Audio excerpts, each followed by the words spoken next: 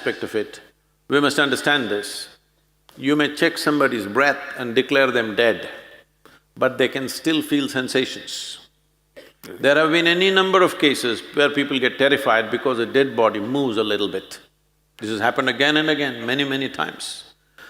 That when he's been medically declared dead, there are twitchings in the body that happen in a very mild way because the sensory activity is still on.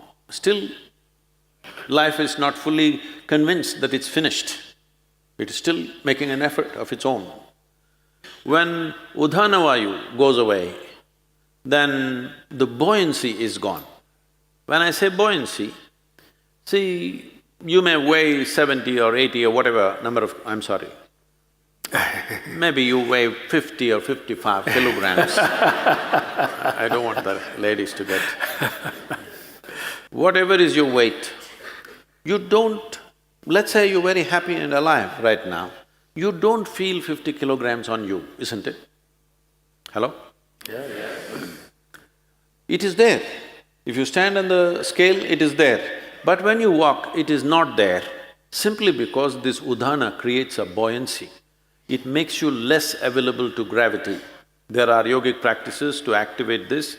There's a whole school of Udhan in China, where you might have seen those movies, Hollywood movies, what is that? Crouching Tiger, something. What? Yeah. Yes. So these are Udhan schools where they have mastery over Udana, where they can float around a little bit. Well, little exaggerated in the movies, but becomes lighter, more buoyant body. For a martial arts fighter, to be buoyant is important. There have been many cases where certain ballet dancers and martial arts experts have shown what is physically not possible they have done by leaping up to heights which all physicists believe is simply impossible. But they've gone beyond that level simply by creating more buoyancy. So Udhana is in charge of buoyancy. Once Udhana starts receding, suddenly body becomes heavy. Always it was the same weight. Weight does not increase, but you can feel the weight much more simply because Udhana is gone. This doctors may know, maybe doctors don't do it, the people who work in the hospitals may know. Carrying a live person and a dead person, there's a big difference. Simply because Udhana is gone, there's no buoyancy. The fourth dimension is called Vyana. This is preservative in nature. If Vyana recedes, even when you're alive, body will begin to rot. There are certain types of snake venoms which can do this. If they bite you, you will not die, but literally parts of the body will start falling apart simply because Vyana will recede and it will start falling apart. So, once Vyana recedes, the rotting process will begin.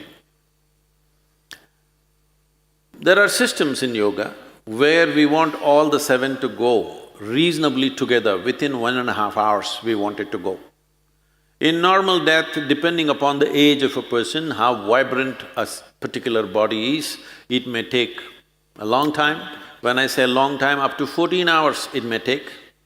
Vyana may take up to 14 days to leave. This is the reason why in this culture you have rituals running up to 14 days, because they feel the Vyana may be still there, because when you bury a person, the Vyana may be still hovering there, so up to 14 days. That is the reason why within 1.5 hours, in this culture, that was the rule, if somebody dies within an hour and a half, you must cremate them. But then mistakes happened. When they were still alive, somebody put them on the funeral pyre, so they stretched it to 4 hours. Within 4 hours, you must cremate. But today, there are issues, all kinds of issues about it. So, people are waiting for 1 day, 2 days, daughter is in America, she has to come, she'll come after 3 days, and they will wait. But the idea is, for the one who is dead, we must understand this. You don't diagnose people as dead, you declare them dead, right? There's a difference. So when you declare them dead, for you they are dead. As far as that person is concerned, in a way, all that's happened is, he's disembodied, he's lost his body. All his life he lived thinking he's a body, never realizing the physical mass that we carry is an accumulation from this planet. He never realized that. When suddenly he slips out the body, he tends to hover around the body because he's lost his discriminatory intelligence. Once you leave the body, the discriminatory intellect is not there, so this tends to hover around that body. So in this culture we said, the moment we are sure that somebody is dead for sure, you must immediately cremate them because it's good for that dead, so they know the game is up. And it's also good for the living. You will see, if somebody very dear to you is dead and their body is here, you keep on hallucinating. Maybe they're just sleeping, maybe they will sit up, maybe some miracle will happen, maybe something else will happen, this will go on unnecessarily.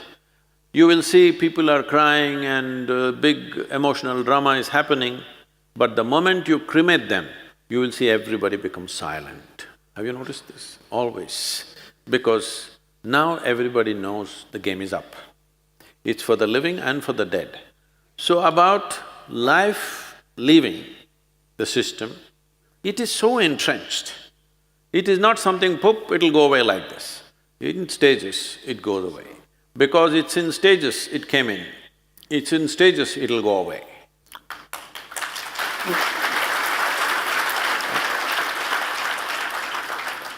But Swami, like… Huh?